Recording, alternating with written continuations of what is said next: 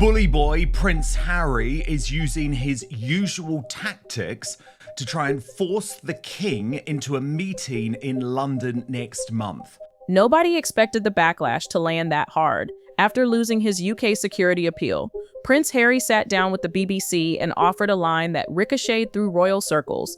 He didn't know how long his father had, and he'd like to reconcile.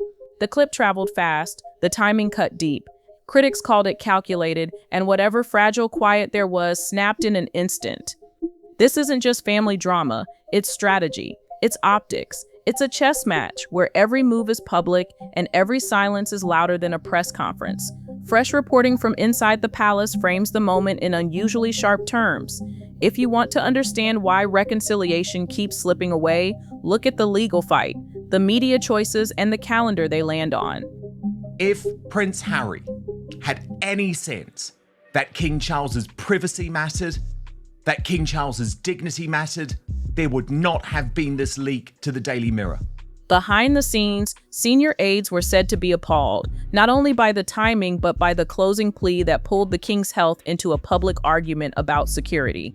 The monarchy's logic is simple. You can't litigate the government in the open, then ask the sovereign to fix it in private without compromising his role. When the monarch is supposed to be the fountain of justice, he can't also be a clandestine back channel for a live case.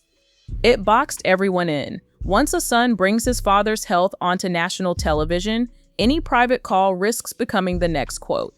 The more the clip trended, the less oxygen there was for untelevised conversations. A single interview turned a tense standoff into a locked door.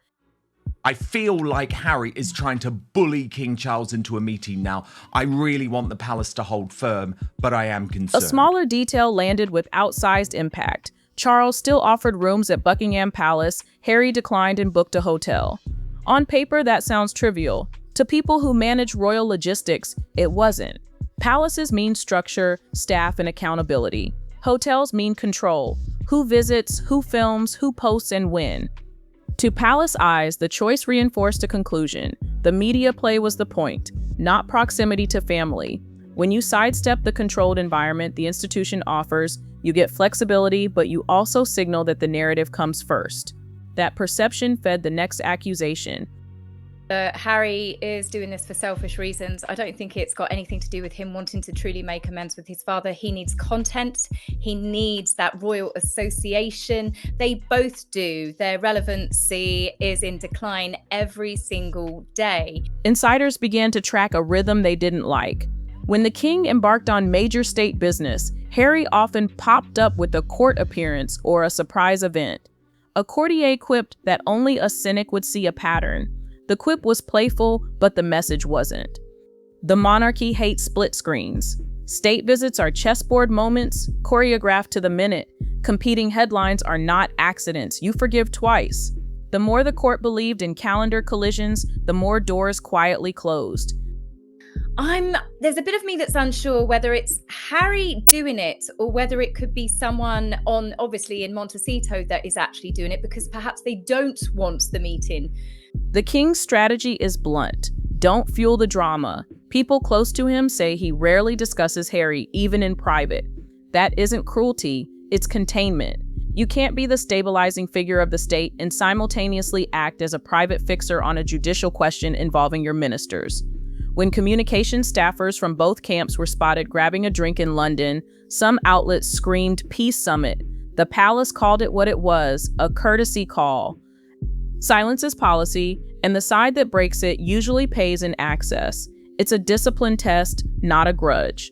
The institution is betting on time, duty, and quiet routine to outlast the news cycle. Because Tash, it just hasn't come from anyone connected to the royals. I mean, it's coming out of the US. Yeah. I mean, it's to their, because again, I know the nuts and bolts in terms of how these newspapers work. This leak is not to its royal editor, Russell Myers, but rather to its US editor, Christopher Buckton. Yeah. Amid the noise, another story unfolded softly. Kate's cancer battle changed her cadence. Reports describe a deeper focus on mind, body, spirit recovery, a steadier tone, and a careful return to duties. It humanized the family's year and gave the public something to root for beyond the feud. William, for his part, remained William, less overt interest in religious introspection in public, more focus on the work and the rhythm of service. The contrast matters. While Harry wrestles openly with institutions and narratives, William and Kate project routine, family, and schedule. Neither path is easy. They simply land differently in the public mind. That difference will matter if the next rumor grows legs. Whether Harry is aware of it, does he genuinely want to meet with his father and someone's trying to sabotage that, a bit like that meeting that was revealed with Meredith Maines? Or are they in on it? Are they hoping that the king does shut down this meeting and Harry can play victim again, saying, oh, my father refuses to meet me. I've tried. I've given them olive branches. There's a whisper that refuses to fade, a Princess Diana documentary on a Netflix wishlist, timed to 2027, 30 years since Paris. It's early stage chatter, not a green light. The timing writes itself and the audience would be global. The risk would be too. Commentators warn it could torch what's left between the brothers and even prompt dueling docs. That's speculation, not confirmation, but the chatter alone tells you where the commercial gravity still points. The Netflix piece is real enough. Arkewell renewed a multi-year first-look arrangement. Netflix gets the first pass on Harry and Meghan's pitches. Projects must perform on their own merits. One feel-good short, centered on the Masaka kids, is already on the slate. Diana, if it moves, would be the rocket. Rockets have heat. Rockets also have fallout. It's this constant victim narrative that Harry and Meghan try to peddle and push. But you're right, the king, this needs to be a precursor of what exactly is going to happen. It's obvious what's going to happen. If he does meet him, it will be leaked. Streaming platforms don't just count clicks. They watch completion rates, week-to-week decay, territory by territory, top 10 flashes, and crucially, conversion. If lifestyle content moves shopping carts in the minutes after an episode ends, that's a different kind of win. It's why glossy, snackable segments, recipes, hosting hacks, meme-ready moments have become a staple. More storefront than confessional, more nudge than sermon. So where does Harry fit as a creator? Outside royal gravity, ideas can struggle to clear the bar. Inside it, Diana, military service, humanitarian legacy, he's bankable, which is exactly why any Diana project would explode on contact with William. Tone, sourcing, and restraint would decide everything. So what Harry, I believe, is trying to do here is say, Papa, these are the terms that I'm prepared to meet. This isn't a big grand gesture. This is just a father and a son meeting up. But the irony of using the press to leak that, I think, blows to smithereens his argument. A quick detour explains a lot about how everyone knows can be wrong. Remember the 2018 Windsor visit where viral posts claimed President Trump kept the Queen waiting and walked in front? Palace accounts say the opposite. She arrived early to check the steps. Protocol had him walk where he was asked. The tea was cordial and surprisingly energetic. Not a political point, just a reminder that loud narratives often outrun facts. Why bring that up here? Because royal coverage distorts at high speed. It's a caution light for every claim about Harry, William, Meghan, or Charles. If you want to read this family accurately, start with a simple rule: control versus trust. Who controls the story and who trusts whom not to weaponize it? And remember as well, Charles has to consider William's feelings in this. Because, Tash, again, we know Kensington Palace and William's side are saying nothing about Harry officially, right? There are two realistic doors. Door one, Harry pauses the government litigation. That frees the king to speak privately without touching the constitutional tripwire. Door two, the Sussex team stops dropping big public beats on top of state trips. That frees the institution to offer small, unpublicized olive branches without feeling ambushed. Neither door is easy. Both require giving up leverage that sells headlines. And there's a third rail humming in the background. If a Diana project becomes official, tone will do more than headlines ever could.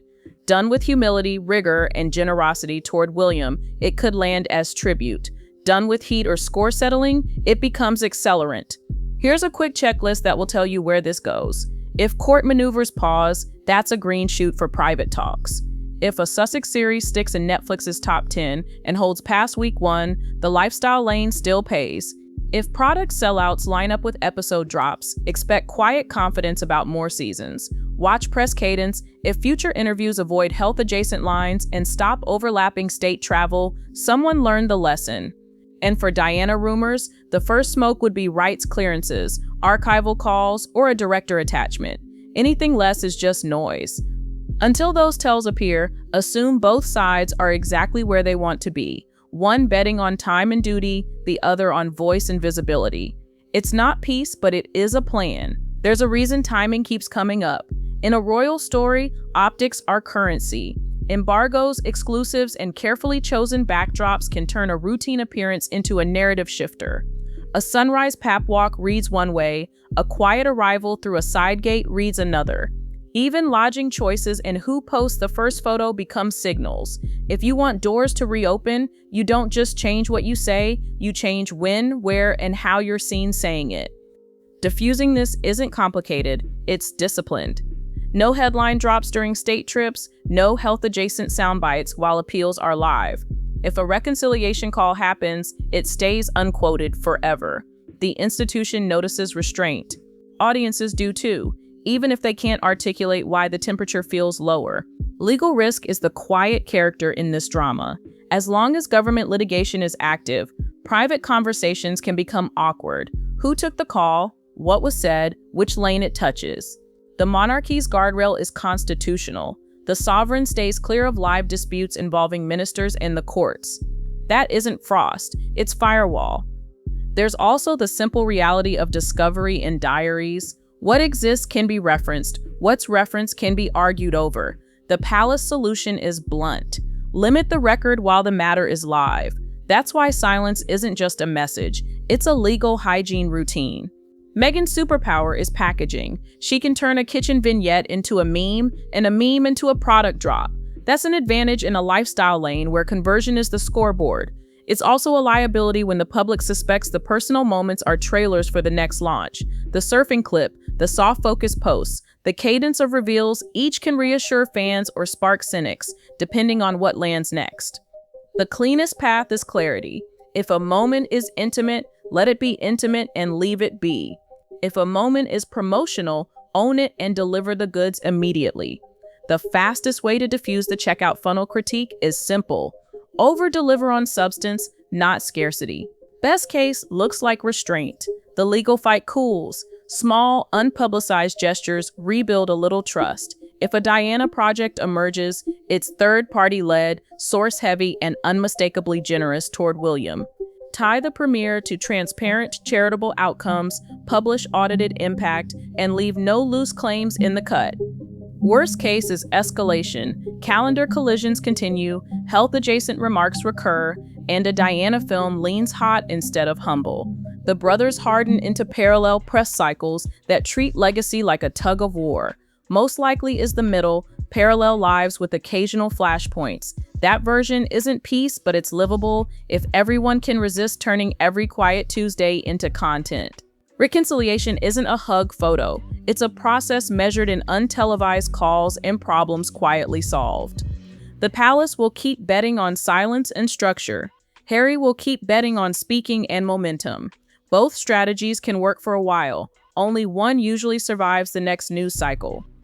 If the only stories that work for him are the ones the palace can't accept, and the only stories the palace can accept don't move the needle, where does this end? Maybe in the quiet, maybe in 2027.